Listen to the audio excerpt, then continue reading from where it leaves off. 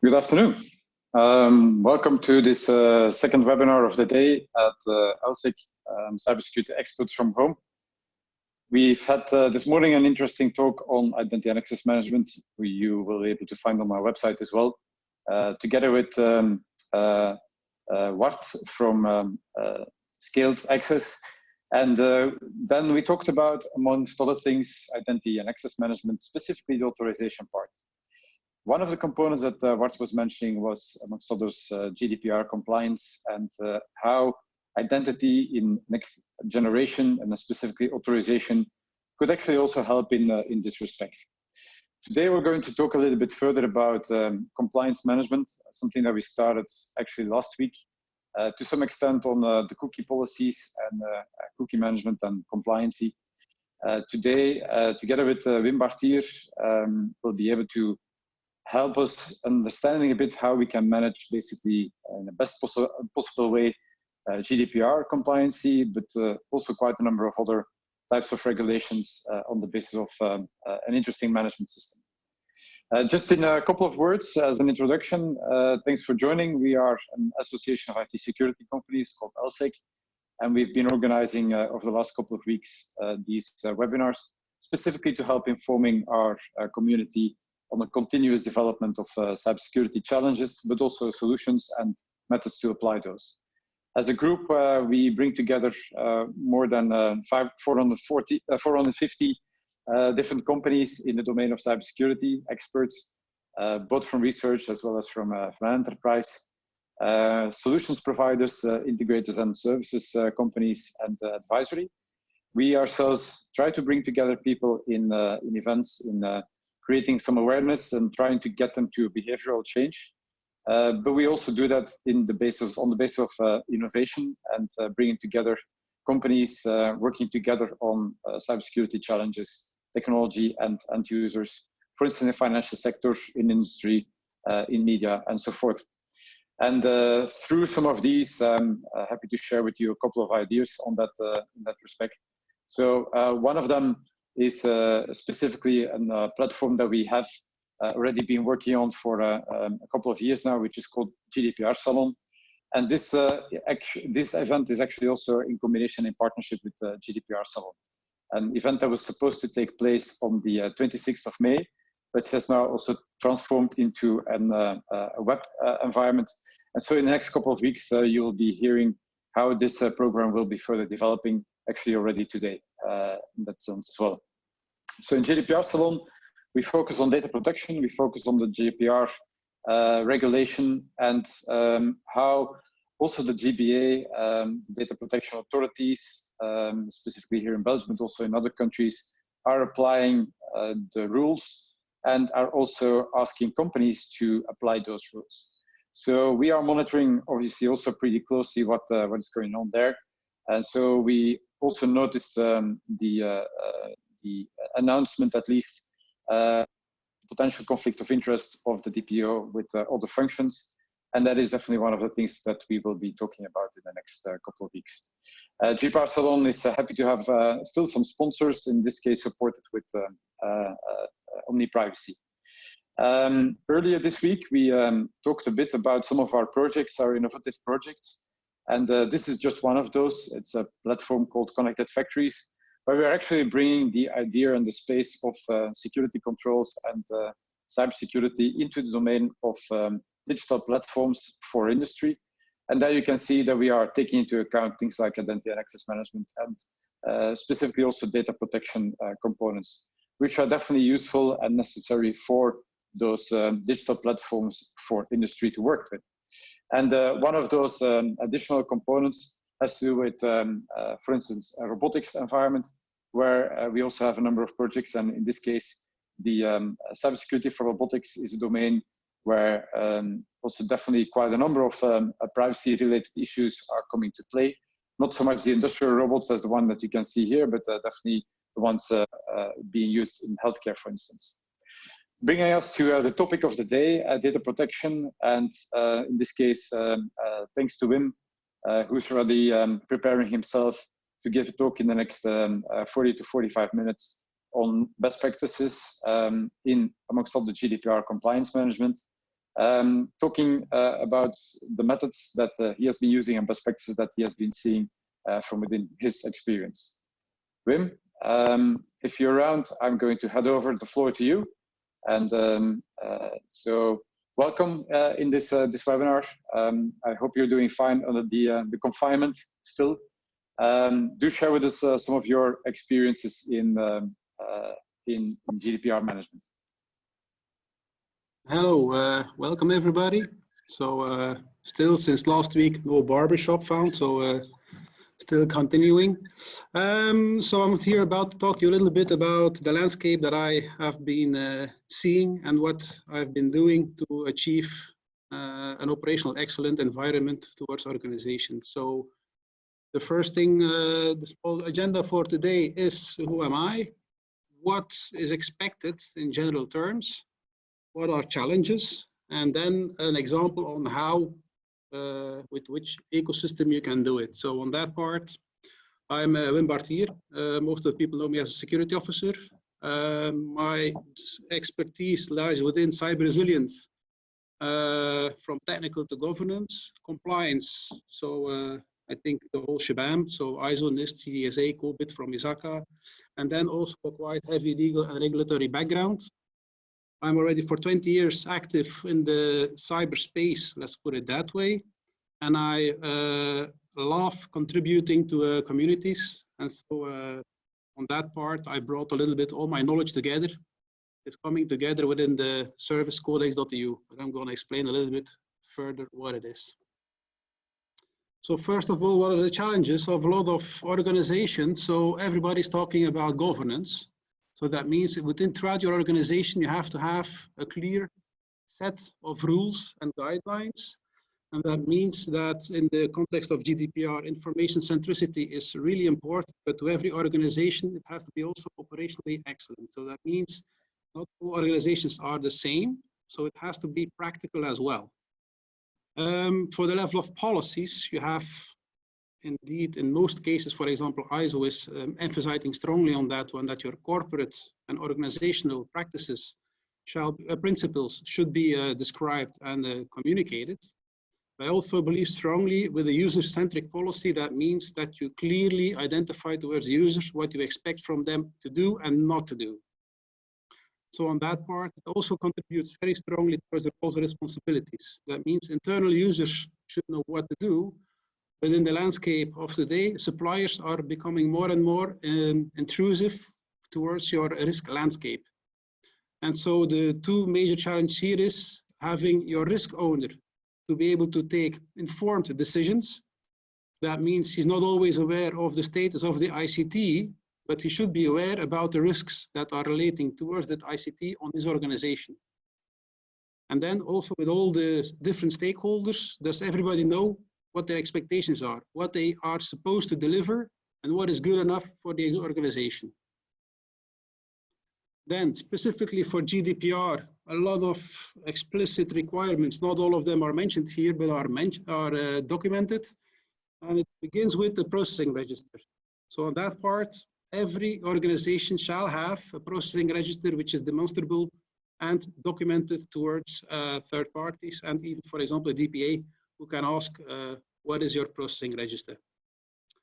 On that part, it's data subject focused. That means that the data subject is your main accountable or responsible, which is in scope of the GDPR. And that is depicted mainly throughout transparency. That means you have to have a clear notification or mentioning to what you're going to do with the personal data, how are you going to communicate, how can he request information. And then also to limit the impact towards the data subject by design, you have the data minimization principle. So you can only use as much data as you require to reach your objective. GDPR also mentions the governance, which is already being set in the prior slide, where, for example, here quite specifically, you have processing agreements between your controllers and your processors. That means other organizations who we have agreements with to be able to process the personal data. And that has to be demonstrable. You should also have an incident handling. That means if a breach or an incident occurs in your organization, you have to have a methodology in place to assess the impact towards data subject, and then you have to be able to take some decisions. And all of this has to be done with a state-of-art technology. That means that all technology used should be up to standard with the current industry practices. So on that part, the challenges, what we often see is that it's very dispersed. So all stakeholders are around the organization, inside and outside the organization. It's a multidisciplinary challenge because you have your business objectives, you have your data protection officer who has to be involved in the processing, your legal guys, ICT, communications, how is the organization communicating towards data subjects, towards third parties, etc. And that has to be done on a continuous basis. That means that it has to be at all times demonstrable, and you have to be able to explain what you are doing towards GDPR. Thirdly, we have another one, and that's becoming e-privacy, currently in draft. So the lex specialis compared to the GDPR, that means that everything that is not explicitly defined in e-privacy applies from the GDPR. And so here, for example, the cookies, it's the hot topic, let's say nowadays, which has been addressed last week, and it also adheres towards the GDPR. That means a cookie is nothing but personal data which is being processed for a specific purpose. The cookie has to be identified, the purpose has to be identified, it has to be mentioned in the privacy policies, and the default settings of your cookies are quite crucial nowadays to avoid fines. Here in e-privacy, you have a little bit the same challenges like with the GDPR, being centrally managed and integrated, all stakeholders, and demonstrable all the time. So pitfalls, which we see quite a lot throughout the different industries, is that governance, it is sometimes defined. In large organizations, it's quite defined, but normally governance has the objective of being able to take timely, informed decisions by the risk owners. That means if something goes wrong in the field or throughout the organization, and there's a certain risk assigned to that event, that somebody who's accountable for that risk should be able to take a decision, or somebody who is mandated to take that decision. Secondly, you have resources. So resources are quite sparse in the market. So you have, for example, security specialists, you have legal guys, you have audit, you have the privacy, the DPOs, data protection officers, you have your business owners. But for most of those competences, everybody is requesting all those competences at the same time, meaning that those resources are quite valuable in the market from the resource side, and for the demanding side, it's quite expensive, and they are not always accessible. Also, the landscape is evolving at a blistering rate. That means that, for example, digital transformation is key for all the organizations. So everybody's trying to go all digital. A lot of organizations are going all in with the processes, and that often is done without a thorough, without thorough assessment of the cyber resilience, or also the respect towards privacy. Architectural models are also evolving. So we were often in an on-premise scenario, where now we are evolving towards the cloud, and now we're in a situation that we have the best of both worlds, the hybrid models. That means that you have on both platforms, so in the cloud and on-premise, you have the challenges you have to do with those sparse resources. Also an evolution that we see is that a lot of startups or dev-oriented services start working with agile methodologies, so no longer with a waterfall model. That means that changes are ever more eminent and becoming more faster in the service which is being offered, and also more feature-rich. That means that the stale or stable waterfall model, where you had really some gateways, where you said, okay, this phase is being done, we're going to the next one. With an agile methodology, it's quite, let's call it transparent. So on that part, it's difficult to have an oversight for the risk owners to see the current situation. And fourthly, what we see a lot is user awareness on the what and the how, and everybody's talking then end user awareness. For me, user awareness comes a little bit more larger. User awareness is informing all stakeholders about the tasks and the roles and responsibilities which they are responsible for. Meaning that, for example, an external supplier should also be very well informed what you expect from him, and if he doesn't comply, what's in it for him. So now I'm gonna go for a slight example. So the how, that means we created a methodology, or we are creating a methodology which covers most of these challenges. So Codex.eu, that's a company we started about a year and a half ago. It's a European initiative. So it's based upon robotic process automation. That means that a high level of automation of integration is being achieved towards the life cycle of the information which is being processed. It's integrated. That means that you have your full information life cycle which is being documented. You can demonstrate your compliance, so adherence towards ISO, towards NIST. Then cybersecurity, that means really the ICT security, people, process, and technologies who can be assessed throughout the technology, the roles and responsibilities, who's responsible for what and accountable for what. And then the automation, that means that it's quite a nice reduction on the level of manpower, and everything is being centralized into one ecosystem. So on that part, what does an organization need? So an organization, independent of which context, they have to run optimally based upon the investments that they do. So to be able to achieve this, cyber resilience can affect the organization quite heavily, more and more with the digital and the digitization of the processes. Compliance becomes more and more a regulatory and a legal methodology to be able to demonstrate the adherence towards those requirements. Privacy integrated, that means that by performing your operational excellence, so your cyber resilience and your compliance, with identifying some measures to be taken, you should be able to demonstrate as well your privacy. So it's not a separate track, it should be an integrated track of your cyber resilience story of your organization. Another objective which is often overlooked is optimizing the return on investment. A lot of people already have a lot of technology, but they don't use it optimal. Optimal, that means at a certain point of time you buy a firewall, and every firewall has some features. So try to leverage those features to learn from it. And then based upon what you have learned, then you can look into gaps to see what you can invest into new technology or other measures in depth.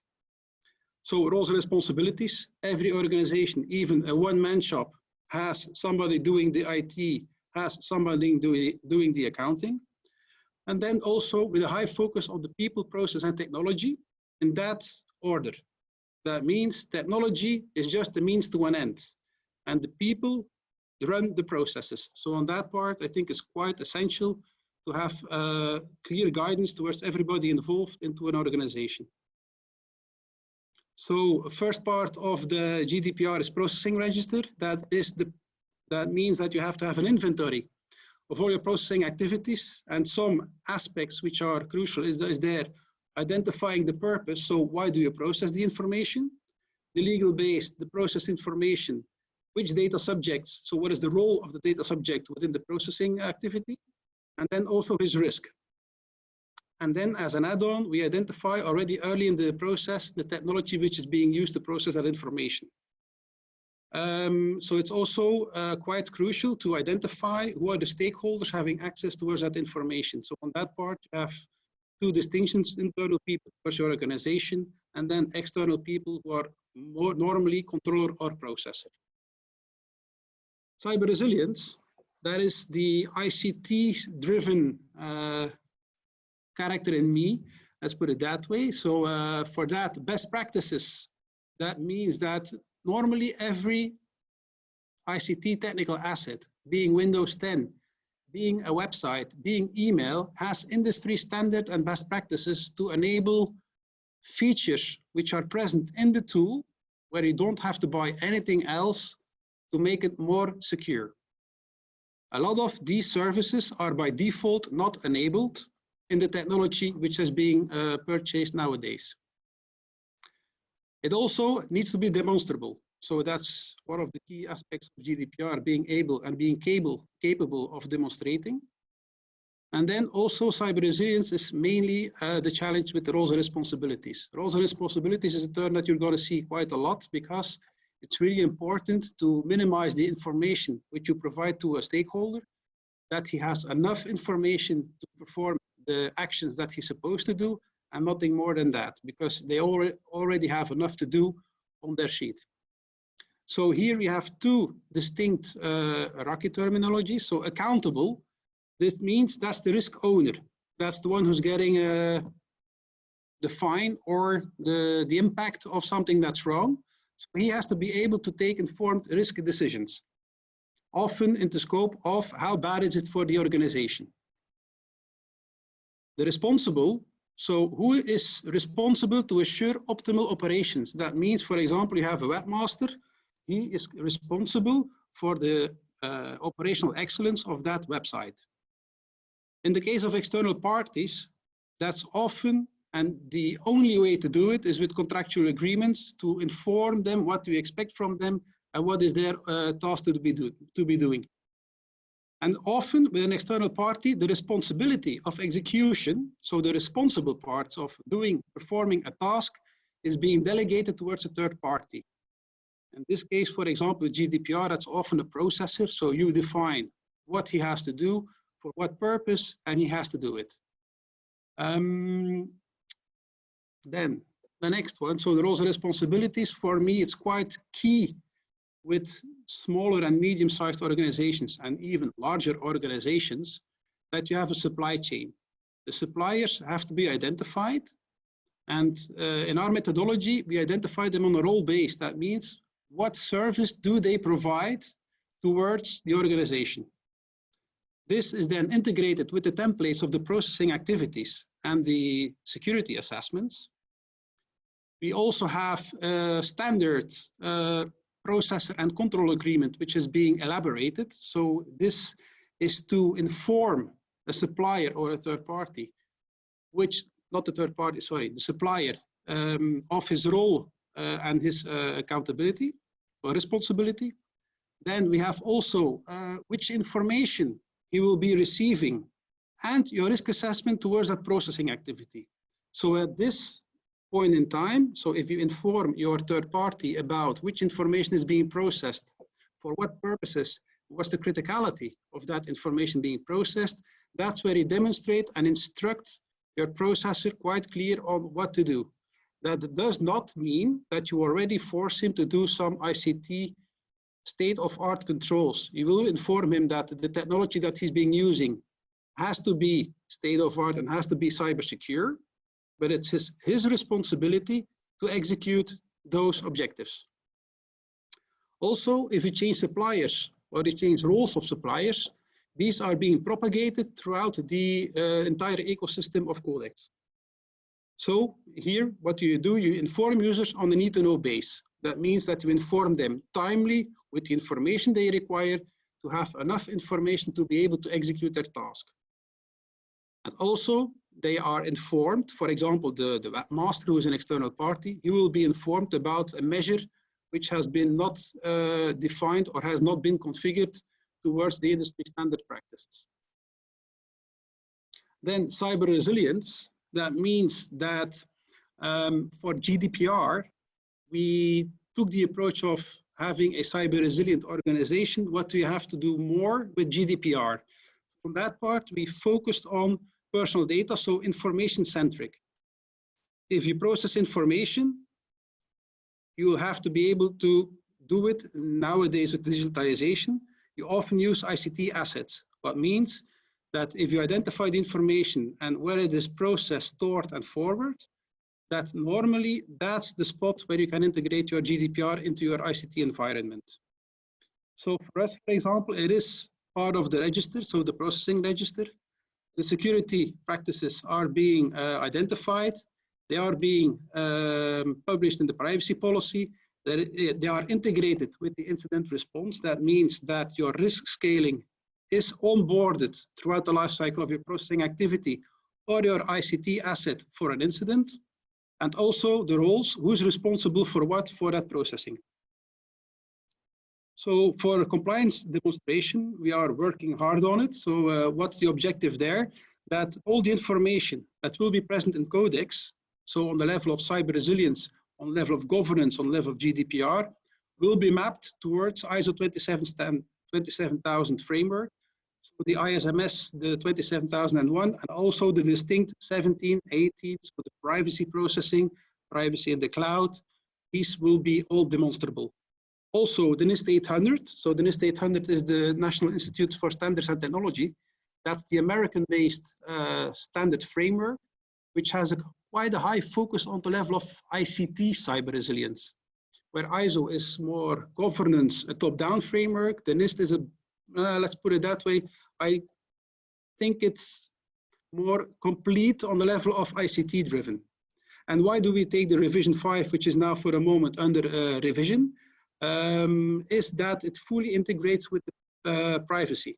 So it's the NIST 800, the revision 4 was quite ICT driven.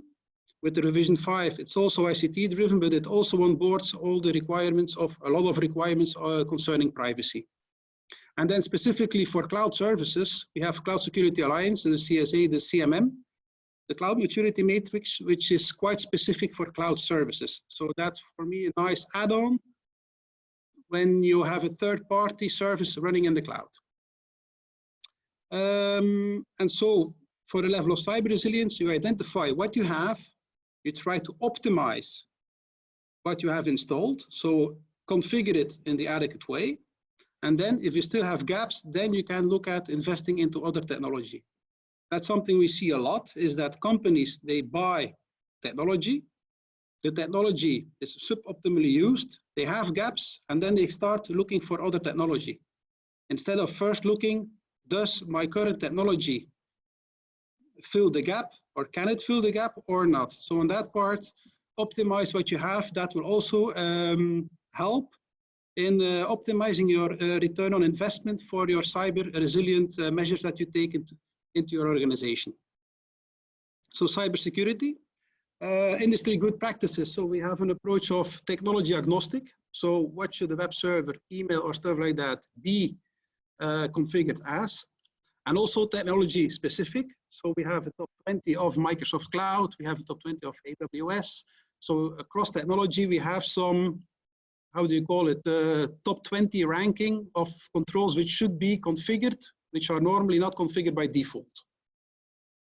Then also on the reporting, so if you have that ISO 27000, for example, and you want to do a third-party certification, what is the big advantage? Nowadays, let's say ballpark figure, 25,000 euros for an ISO 27000 certification, where you spend about 15,000 euros with chasing the answers.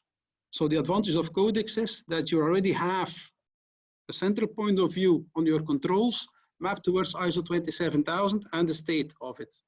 So on that part, your third-party assessment type 1 or type 2 will be more effective and will be more resource optimal compared to a blank sheet. And it will also be more easy to do it recurring. So if you have a yearly assessment that you have to do, with that part, you cover it more resource optimal.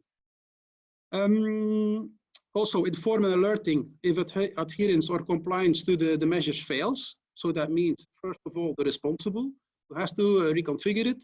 And if there's an organizational operational risk, also the accountable one should be able to be informed.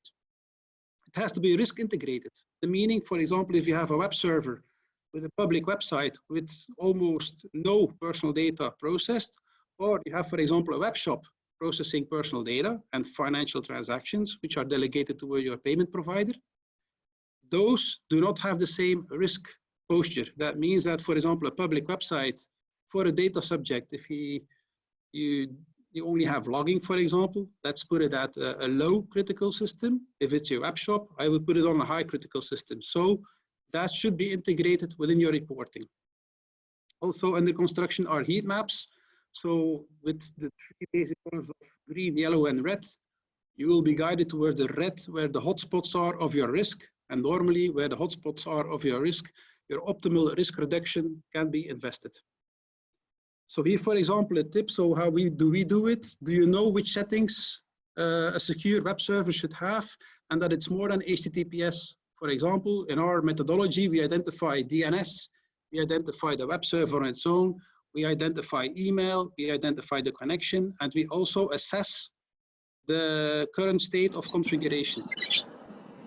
Wim, you're mentioning IPSO. Can you elaborate on IPSO?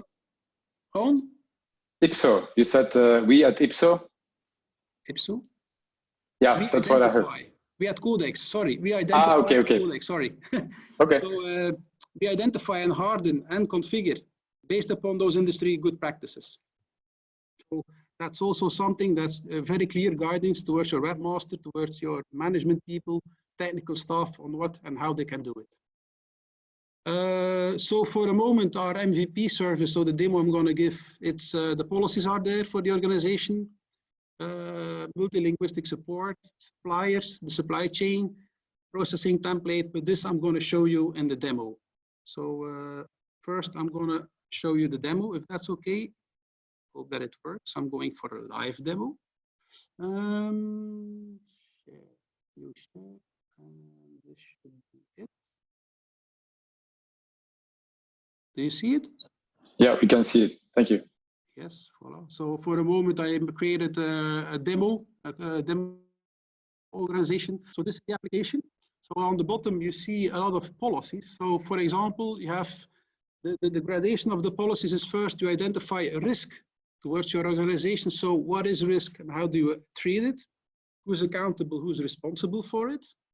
Then secondly, you align it with privacy. So specifically, which risks are caused by privacy? And then you're going towards data classification. So based upon the risk you identify with amongst the privacy, you're going to treat your information in a separate way. And then you also have the, how do you communicate towards your stakeholders? That means, for example, I'm going to open it up. I hope that you'll be able to see it.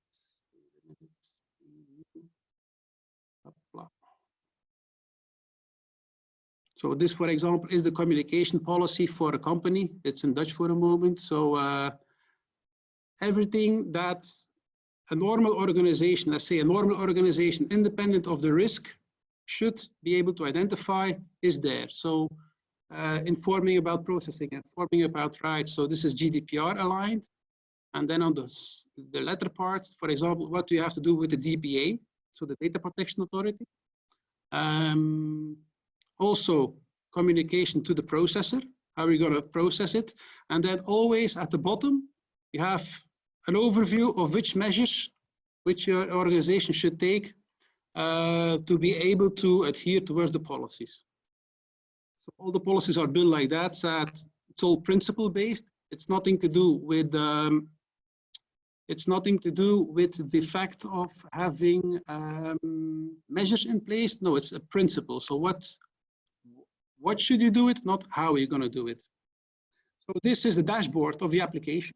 So I have here my Zoom, which is quite annoying. Voila. So what do you have? This is the central control pane of the application.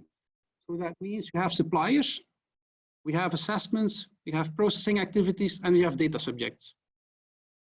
So first of all, you have your governance model. So I'm going to go into my company.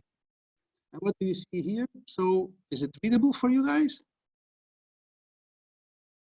We can read it, yeah. Okay, yeah. So you have my company, so the general information, so about the company. Then you have the contact information, general for the company. Then you have the Data Protection Authority, which one is apply as your primary DPA. Then your turnover of your company with the number of employees and the number of customers. And then you also have the CEO, so who's the main accountable for the organization. And here you have the responsible for the data protection activity. That means, in this case, I've selected data protection officer, but it doesn't have to be the data protection officer. It has to be somebody who is aware of how you're going to treat data processing, personal data in your organization. So this is the general one. Then on the level of users, you can have, for example, the users defined. It's a 4 eyes principle. So if you want to invite somebody, then you invite them, and then he has to notify, accept it. And then you also have the role-based access control. So who can input, who can manage the files, who can manage the suppliers, and who can manage the users. That's for the moment the minimum one, but that can be configured and customized if you want to have more fine-grained access. Then we have suppliers. So in this case, I only defined 2 of them. So what do? You add your supplier, and then also what's really a powerful aspect of Codex is that you identify which role or which service does your company has within your organization. For example, and then here with the numbers, you see which role has already been depicted.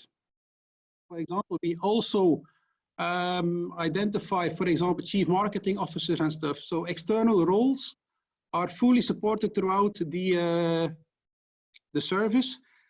And the advantage of this, I'm going to show you then later on, is that those roles and responsibilities and the services that they offer are being put throughout the entire service. On the left of internationalization, we're going to support for a moment 4 languages. So that means your standard language is for the users for the interface of Codex. Then the communication of these languages. So what do you expect from output towards stakeholders? That means in most cases, privacy policies, cookie policies, email notification, email disclaimers and stuff like that. And also in which countries is your organization active.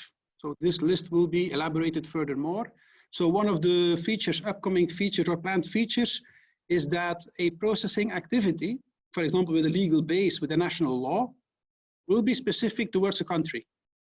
So for the moment, it's only one, so we can create a new processing activity, for example, surveillance camera for Belgium, and then surveillance camera for Germany, it's another one. So normally now you have to make 2 separate assessments of processing activities, where on that part you'll be able to select one and say which ones are active into your organization. Publication is something I'm going to come back to. So now, for example, you have camera surveillance, so it's an on-site installation.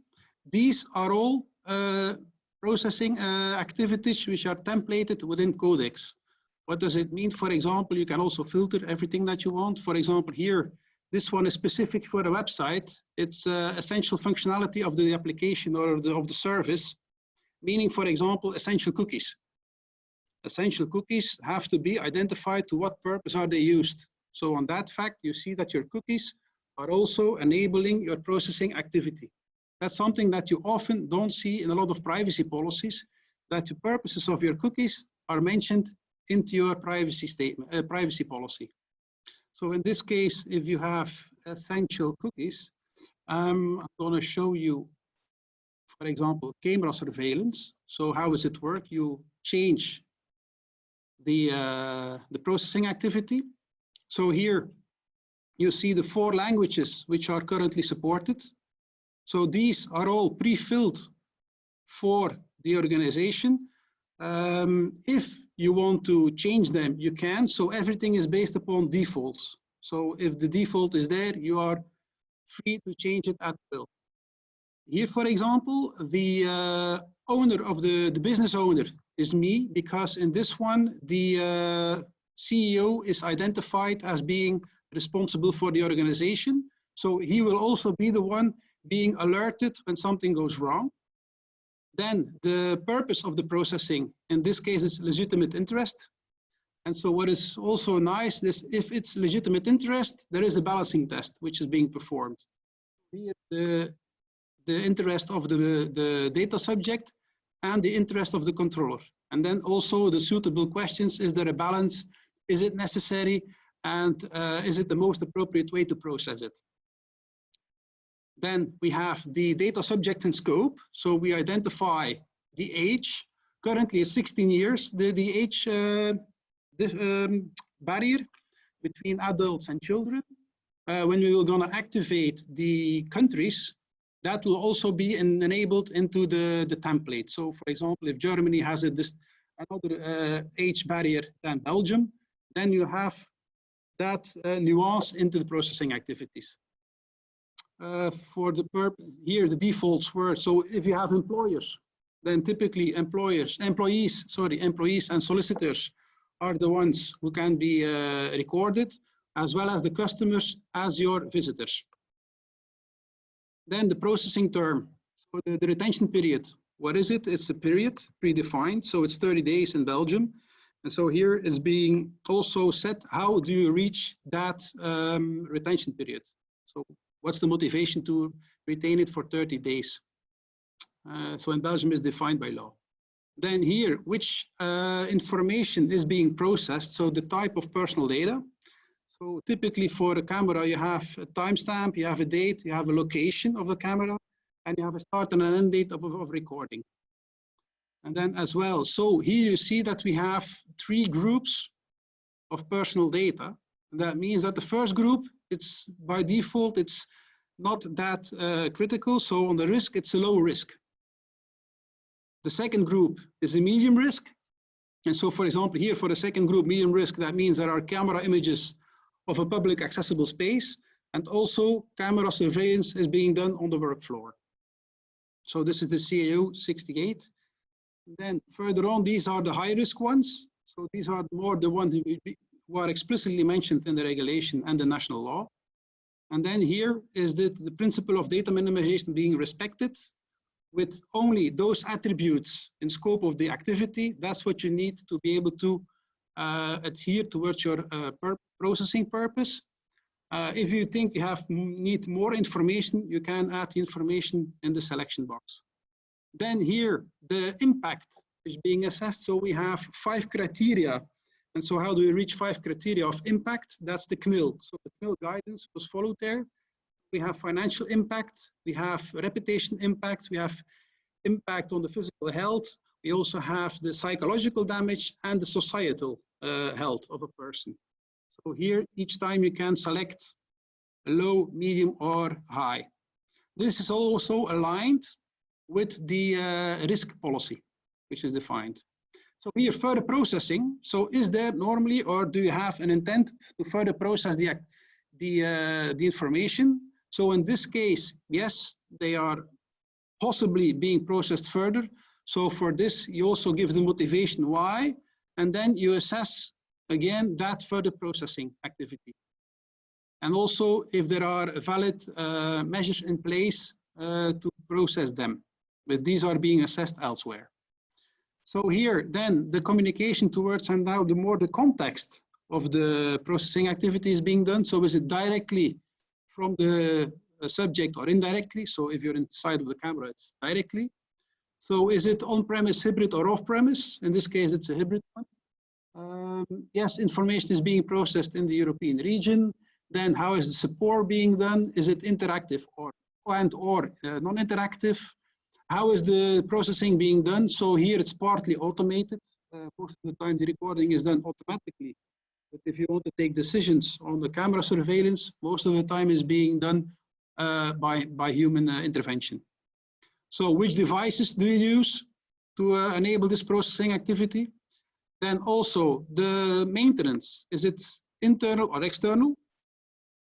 How do you provide support? So is it on site? Is it remote accessible, stuff like that? And then here it's also quite important. So which technology is being used in scope of the processing activity? This list can also be extended to your needs. So here, are there binding corporate rules or code of conduct applicable? So this is something that we foresee from the moment that there are binding corporate rules or code of conduct applicable for your organization, that we're also going to be able to enable those practices. So normally you have a code of conduct with measures who are defined. There we can also cross-reference with that code of conduct. And secondly, which parties have access towards the images? So this is a role-based, this first part is internal to the organization. So, and then the second part is external parties. Normally here, there are no external parties, and then the processors or responsibles. And here you see, for example, codex.eu, which is being identified as processor. How does this work? Because codex.eu in the suppliers, in the roles, has been identified as camera support and supplier.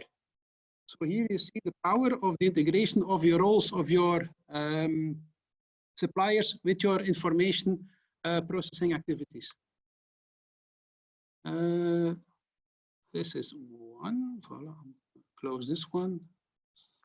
We're going to the dashboard again.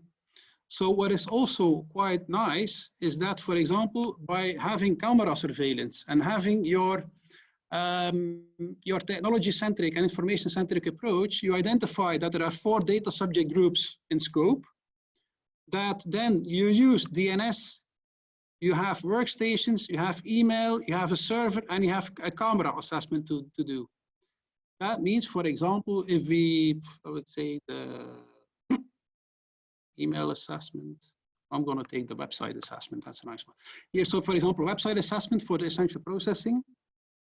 I'm going to change the assessment. So, and this assessment is quite context specific. So for a website, for example, what is your main URL? Do you have landing pages? Who is your webmaster? So here the webmaster, it's also being identified by your roles and responsibilities in the supply definition.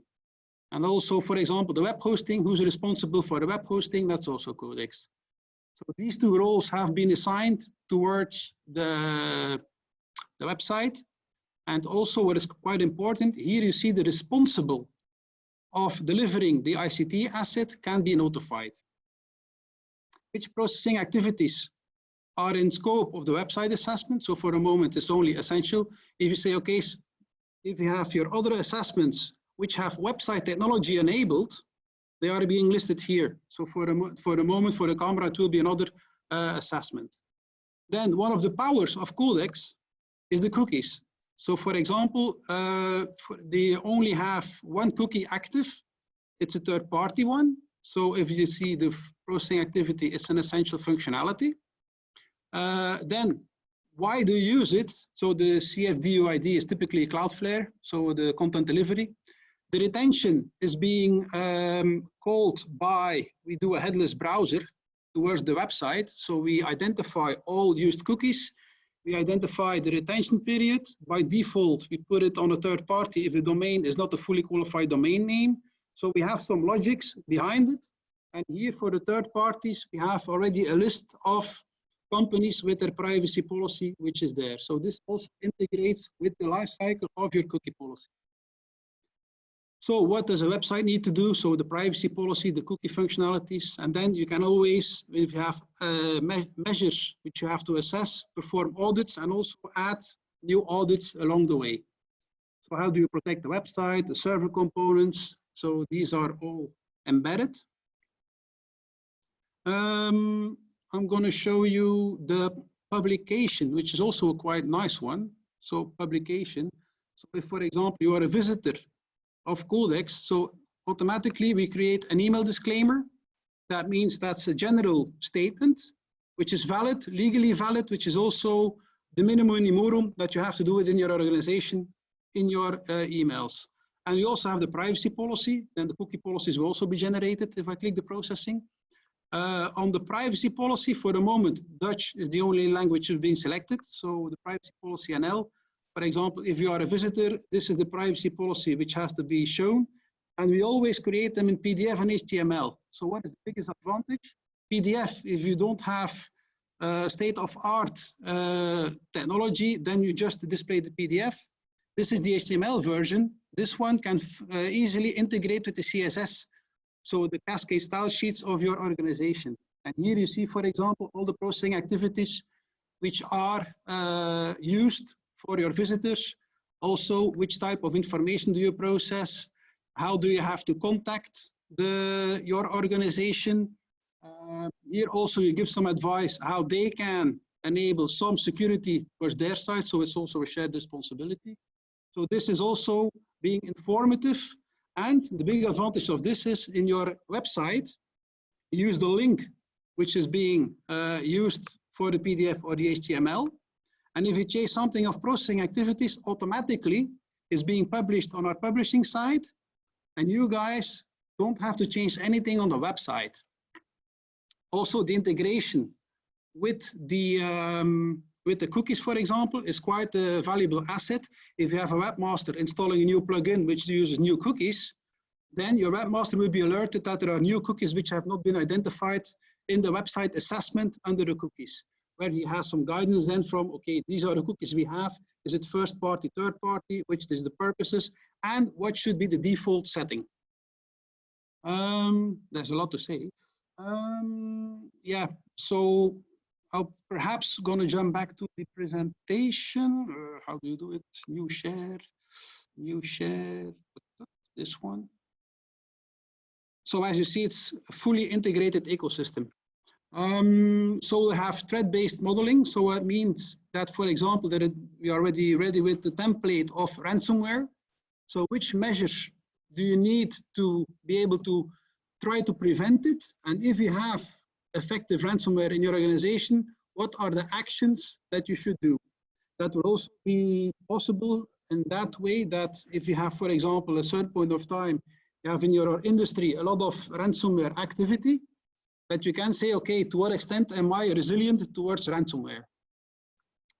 Multilinguistic, so the publications are already multilingual, but now the interface is being developed to be fully for language support.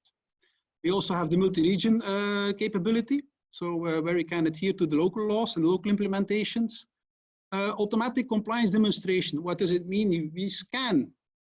You can enable scans, let's put it that way. We do not do it automatically, you have to enable it. So we scan email domains, we scan your HTTPS quality of your website. We scan for cookies. For example, for Windows, we have a signed PowerShell script that you can run to say, okay, is my antivirus up to date? Are my Windows updates correctly configured? Stuff like that, so the baselining. So what is also coming is an enterprise integration of authentication. That means that you can reuse your identity and access management of your organization. So we're going to support OAuth, OpenID, and SAML. And then also the dashboard, as you saw it now, it's asset driven, but then we're going to add the heat maps on top of it, so we can see which areas of interest are more critical than others. But also on the level of cooperation, that we're going to enable an ecosystem from a data subject towards your organization, towards the processors and the rest. So your supply chain. So as a supplier, you'll be able to offer services. So for example, I'm a mail provider, and then I complete the ICT assessment survey of email, which I offer. And based upon that, customers of Codec will be able to select which services that they want to use. Plus, they're going to reuse the effort of the vendor of his assessment. This is also quite valuable for B2B, so that's where your service provider will be able to adhere to demonstrate and show business value towards his customers. It will be also quite key for a clear, to have a trusted supply chain, where roles and responsibilities are essential. So that's always a transfer of the responsibility, but rarely of the accountability. And that should normally lead to a better selection of services and a better return on investment. Also for sectorial, for example, we have already accountants, we have already notaries. That's where we see a maximum reuse. For example, you identify really well the activities and the technology being used for a certain type of organization, and that can be used as baseline for other organizations. And also for sectors, we already provided quite a lot of assistance if they have challenges. So that's a little bit the community-driven approach. If they have challenges on can we do this, how do you have to interpret that, Codex is also quite a valuable source of information. Then the type of information which are supported. So it started for small, medium businesses. So businesses with one organic structure. But we're going to put also a hierarchical structure that large holdings, joint ventures, multiple divisions, multi-region companies, for example, being active in certain countries. We have a company active in Belgium and a part of the company and in Germany. Typically, those local regulations will only apply to them, so that will be supported as well. And so this was about it. Sorry for the rush, but there is that much to say and it's not much to show. But if you have questions, feel free. Right, Wim. There was indeed that much to say. Yeah, sorry. That's okay. I think it's great to have a wide perspective on this. Even while I consider this slightly bit more of a sales pitch than anything else. But I think you've done a great job in explaining the overview of Codex and not only where it should serve, but also how it works. And I think that's probably the better part of the oversight.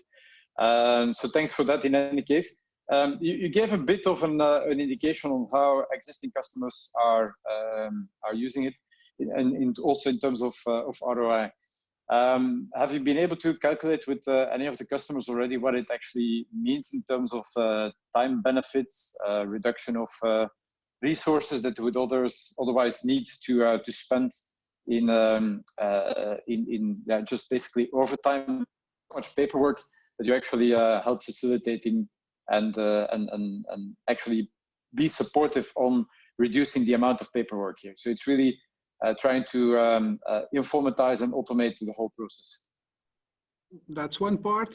So the paperwork, that's one gain, but the biggest gain was, for example, with the small, medium businesses, that the information being provided towards the responsible of providing a service, that they were really impressed by the detail and the applicability of what they had to do.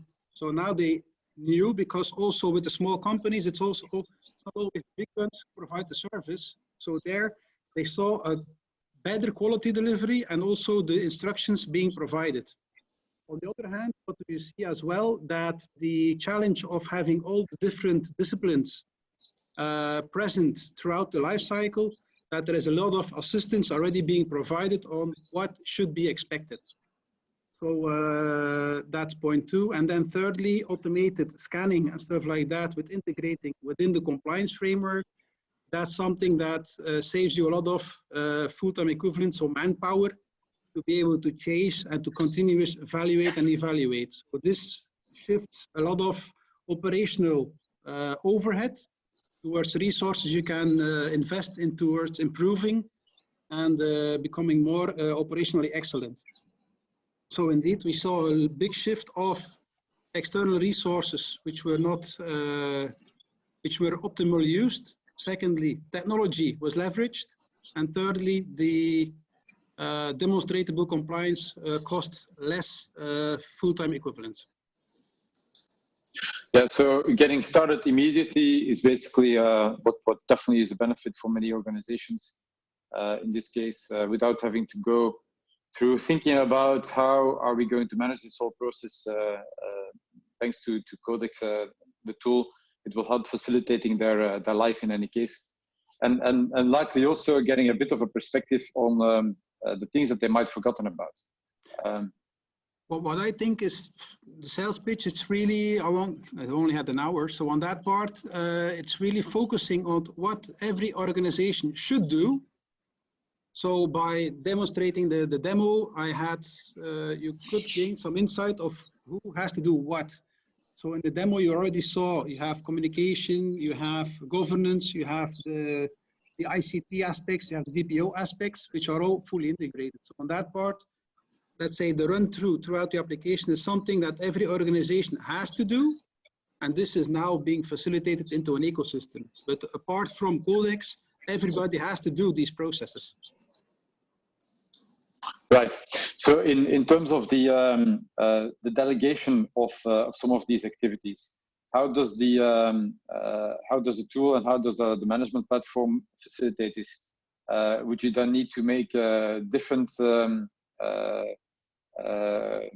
identities and accesses to the platform? How would that work? So for example, I am an email provider and I provide services for 5 customers of me who work with the Codex. You once define the user into Codex, and then with the 4 eyes principle, you grant them access towards your organization and to the information that's in scope of his role. So for example, I'm being email provider for company A assigns me the role email provider. I have access, should have access to the email processing activities and email assets in scope. So it's quite single identity, which is role-based towards across the organizations, functionally and organizationally. And also, for example, Codex by design has user-based encryption. So that means that the encryption follows the role-based access control tokens, which have been assigned towards the user. So that's an integrated single identity approach. And then, so that means that, yes. So that means that also definitely from the DPO office. So if you have multiple parties working where you can delegate the power basically as a DPO, and then those people within the DPO office can again delegate the tasks towards the business owners. So in order for having a full distributed model basically for delegations. For example, if you have a DPO as a service offering, then you have, if you are a customer, then you can create your organization, you identify your users, and then your customers can add those people towards their organizations. That's normally the way to do it. Or if you say, okay, as a DPO, as a service, I do not want to have a license, then your customer organization can add you as a user. Also, for example, the number of users is not taken into account for the licensing. But that then again is part of the sales talk, which we're not going to do here. No. It's not for free. It's okay. Maybe we should consider some form of a free version in this case. All right, Wim. We're closing towards the 1 p.m. Actually, already exceeded it. So I would say, any final comments from your side on the topic that people should consider in reflection of Codex and maybe also on how to take it further along in the future? How would you see basically the platform further developing? So what's maybe the next step and what's on the roadmap? So the next step is the multilinguistic part. That's quite essential, definitely if you operate in Belgium. And secondly, then we're going to have the automated scanning, which will be onboarded. And thirdly, then the alerting and the governance model of roles and responsibilities, where everybody needs to be informed in an adequate way. So with the minimum of information at the right time, being informed. That's also one of the biggest challenges I hear from all the DPOs is to have, for example, the ICT guy doing his part of the deal. So we're going to try to facilitate cross-organization the tasks of who has to do what into that story of cyber resilience, adhering towards privacy. Okay. Good. I think I'm trying to get the controls back here on my share. Let's see if we can do that. All right. At least let's do it this way. Good. Well, thank you in any case for the contribution, Wim. It has been a pleasure having you, as is always, and as was also last week. See if I can, relaunch this. Perfect. So, in sense of the current scope of the developments of COVID-19, the further release of the way to go in terms of activities, I think it's very useful to see how also people are picking up again speed and returning to offices. Tomorrow we'll actually have a roundtable on this in a closed session, but we hope to be able to give you some feedback and some background on that specific scope, and maybe inform you on how specifically the domain of challenges in the space has turned into something useful. And as from next week onwards, we'll be having and continuing again a number of our webinars. First one likely on Tuesday, again on the industrial ICT and industrial cybersecurity, together with Tel from Hoest and Robert from Nozomi Networks. And just in the morning, we'll have a cybersecurity session with Bitdefender. So cybercrime developments as they can see it happening today. So with this, I would say, please join us in the next sessions, and I hope to be able to see you again soon. And thank you again, Wim, for joining and for assisting us in the GDPR challenge. And hopefully we'll see you again as well in the GDPR salon in a couple of weeks. Have a good afternoon. Bye-bye. Bye.